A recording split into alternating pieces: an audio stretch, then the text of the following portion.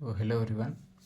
In this video we will be discussing about linked list and what is the definition of linked list, operations performed on a linked list like insertion, deletion and display of elements, and what are the types of linked list, and basic definition and details about single linked list and double linked list. Before going into the video, like and subscribe to our channel. Let's get started with the linked list definition. Linked list is a fundamental data structure, and it is a collection of nodes. It's known as the collection of nodes. Here there are two main nodes are there in a linked list. One is a head node. Head node is the first node in the series. If you look at here the previous address of the head node will be, it points to null.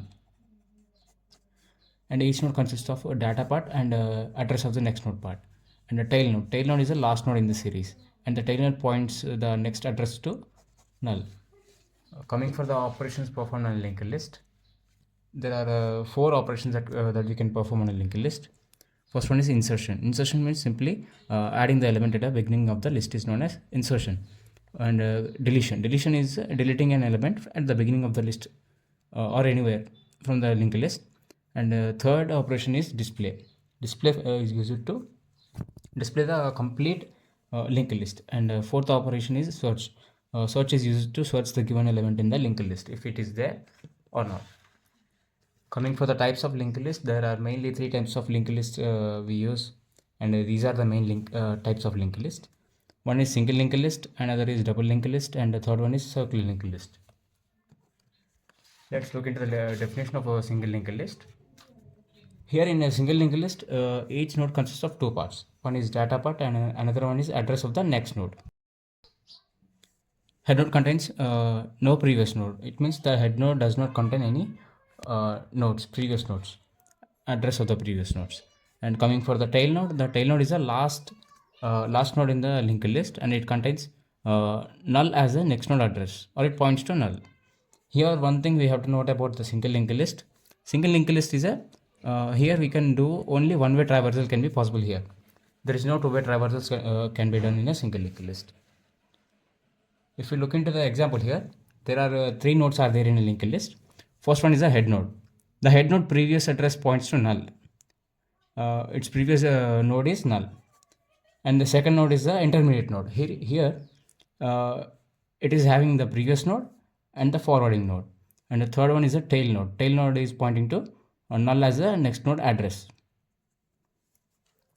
Coming for the operations that can be performed on a single linked list, there are five operations: inserting an element, deletion, searching, traversal. Here it is one-way traversal in single linked list, and updating or modifying the elements.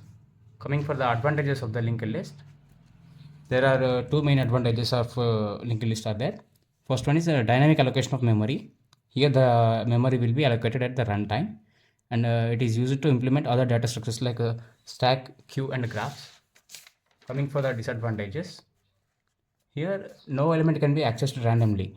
If you want to access an element in middle of the list, for example, we are having in node A, B and C. If you want to access the node B, first we have to visit these from A and B, or we have to visit from C to B. We cannot directly access the element B. It is the main drawback of the linked list. And coming for the second disadvantage, and it's extra memory is required for the pointers. Whatever the address we are storing in a node, here the extra memory is required to add the pointers. Let's get started with the double linked list. It is a linear data structure and it consists of nodes. And here each node consists of two pointers. One is the next node address pointer and the previous node address pointer. Here we have to note a point that in double linked list, two-way traversal can be possible. In if we look into the single linked list, the two-way traversal is not possible in single linked list. And if you look at a node, if you look into a node structure, here it stores the previous node address followed by data and the next node address. Here it is a node in a double linked list. If you look into the single linked list node, there will be no previous node address. And for example, Here if you look into the linked list here, there are three nodes are there. First node is it is storing data A, and its previous address is pointing to null, and its next address will be pointing to node B. Here it is node 2 and storing data B, and it is pointing to the third node, and third node's previous address is pointing to second node, and the address of next node of third node will be pointing to null. Here the operations performed on a double linked list as the same as a linked list, singular linked list. First one is insertion of element, deletion of element, and searching of element. Here we have to note that traversal is two-way traversal can be possible in a double linked list.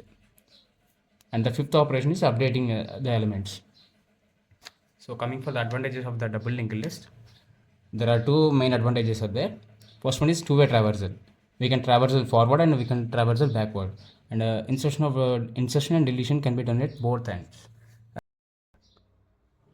Let's look into the disadvantages of a double linked list. First one is it is complex to implement as compared to single linked list, and extra memory is memory consumption for each node. For each node we are storing the data and address of previous node and address of next node. So as compared to single linked list, double linked list consumes more data. Thanks for watching. Like and subscribe to our channel.